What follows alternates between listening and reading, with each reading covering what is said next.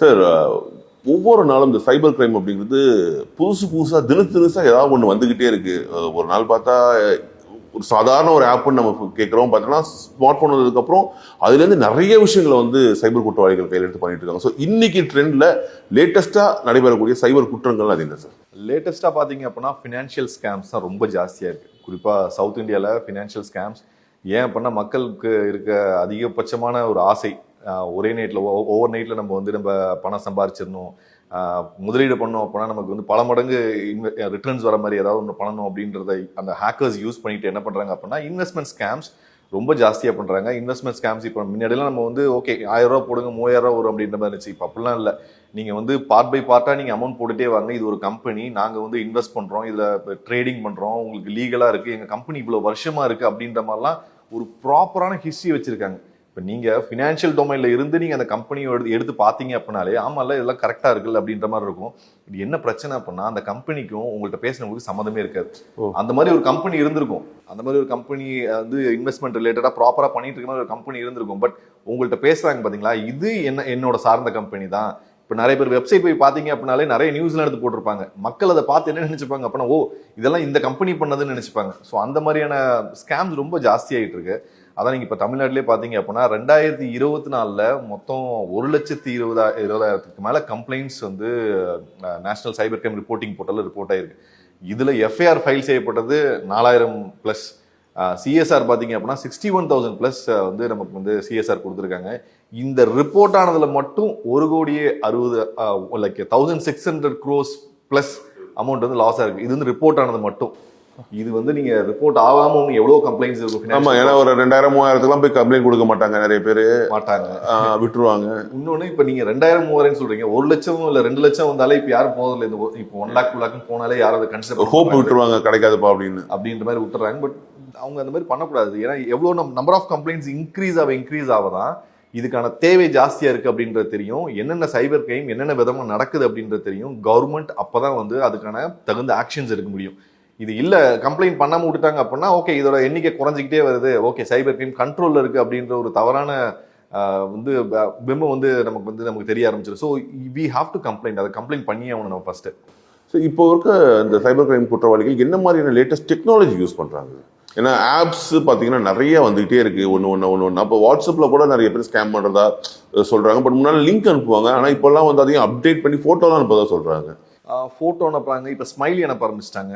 இப்போ டெக்னாலஜி நமக்கு எந்த அளவுக்கு ஹெல்ப் பண்ணுன்னு சொல்கிறேன் பாருங்க. இப்போ நீங்கள் உங்களுக்கு கம்ப்யூட்டர் பற்றி எதுவுமே தெரியாது சார், நான் மீடியா ஃபீல்டில் இருக்கேன், பட் நான் ஏதாவது ஒன்று பெருசாக பண்ணணும், எனக்கு அகேன்ஸ்டாக இருக்கேன், இவன் ஒருத்தன் இருக்கான், அவனுக்கு நான் ஏதாவது ஒன்று பண்ணணும்னு நினச்சிங்க அப்படின்னா நீங்கள் ஒரு 2 நாள் கம்ப்யூட்டரில் உட்காந்திங்கன்னா போதும். ஏன்னா இப்போ நீங்கள் நம்ம ஓப்பன் சோர்ஸ் ஏஐ நிறைய நிறைய வந்துருச்சு. உங்களுக்கு கோடிங் பற்றி எதுவும் தெரியாது, ஹேக்கிங் பற்றி எதுவும் தெரியாது, எதுவுமே தெரியாது. பட் இந்த ஏஜென்டிக் ஏஐ அப்படின்னு சொல்றாங்க. ஏஜென்டிக் ஏஐ அப்படின்றது என்ன அப்படின்னா அது உங்களுக்கு ஒரு ஏஜென்ட்டா ஆக்ட் ஆகும்.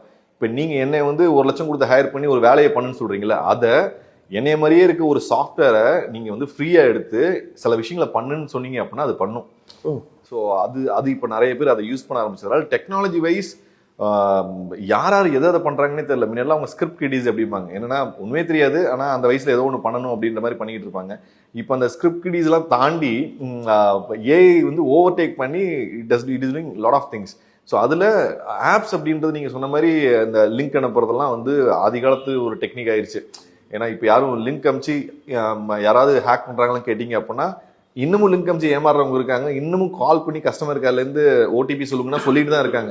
It depends on the situation. But advancement வந்துருச்சான்னு கேட்டிங்க அப்படின்னா நிறைய அட்வான்ஸ் வந்துருச்சு. நீங்கள் சொன்ன மாதிரி ஃபோட்டோக்குள்ள ஹேக்கிங் பண்ணுறது அது எப்படி நடக்குது, என்ன பண்ணுவாங்க? ஃபோட்டோ எப்படி பண்ண முடியும்? இந்த technology is call stenography. Stenography அப்படின்றது என்ன அப்படின்னா எப்படி உங்களுக்கு ஒரு யூஆர்எல் அமைச்சு நீங்கள் அமிச்சேன் அப்படின்னா நீங்கள் கிளிக் பண்ணீங்க அப்படின்னா அது என் சர்வருக்கு வருது, சர்வரில் கோட் எக்ஸிக்யூட் ஆகி உங்கள் கேமரா பிக்சர்ஸ் உங்கள் கான்டாக்ட்ஸ் எல்லாமே நான் எடுத்துக்கிறேன். அதே மாதிரி இப்போ இந்த யூஆர்எல் டைரக்டாக அமிச்சவங்களுக்கு கண்டுபிடிச்சிடுறீங்களா. ஸோ நான் என்ன பண்ணுறேன் அப்படின்னா ஒரு பிக்சருக்குள்ள இந்த யூஆர்எல் ஹைட் பண்ணுறேன். இந்த டெக்னிக் பேர் ஸ்டெக்னோகிராஃபி. ஸ்டெக்னோ அப்படின்னா art of hiding something into something. ஏதோ ஒன்றுக்குள்ள ஒன்று மறைச்சு வைக்கிற டெக்னிக் பேர் தான் ஸ்டெக்னோகிராஃபி. ஸோ அப்படி மறைச்சு வச்சு நான் உங்களுக்கு இந்த பிக்சர் அனுப்புறேன், நீங்கள் good morning, happy Deepavali, happy Pongal ஏதோ ஒன்று அனுப்புறீங்க, அதை ஓப்பன் பண்ணுறீங்க. ஓப்பன் பண்ணி பார்த்து ஓகே விஷ் பண்ணியிருக்காங்க, ஏதோ ஒரு பிக்சர் வந்திருக்கு அப்படின்ற மாதிரி சொல்லிட்டு விட்டுறீங்க. பட் பேக்ரவுண்ட் என்ன ஆகுது அப்படின்னா அந்த யூஆர்எல் ஆக்டிவேட் ஆயிடுது. இப்போ ரீசெண்டாக தமிழ்நாட்டில் நடந்த ஸ்கேம்ஸ் நிறைய ஸ்கேம்ஸ் எதுனா வெட்டிங் இன்விடேஷன் ஸ்கேம்ன்றது நிறைய நடந்துருச்சு. என்னன்னா ஹாய் நம்ம ஸ்கூல் குரூப்லேருந்து காலேஜ் குரூப்லேருந்து ஒரு நம்பர் வாங்கினேன் மை வெட்டிங் இன்விடேஷன் ப்ளீஸ் அப்படின்னு சொல்லி உங்களுக்கு ஒரு ஏபிகே ஃபைல் ஒன்று அனுப்பாங்க, இல்லை வந்து ஒரு இமேஜ் ஒன்று அனுப்புவாங்க.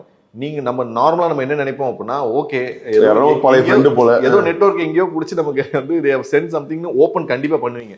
ஸோ அந்த அட்டாக்கரோட அப்ஜெக்டிவே அதுதான், உங்களை ஏதாவது ஒன்று சொல்லி உங்களை வந்து அட்ராக்ட் பண்ற மாதிரி ஏதாவது ஒன்று சொல்லி அதை கிளிக் பண்ணி அவங்களை ஓப்பன் பண்ண வச்சிடணும்.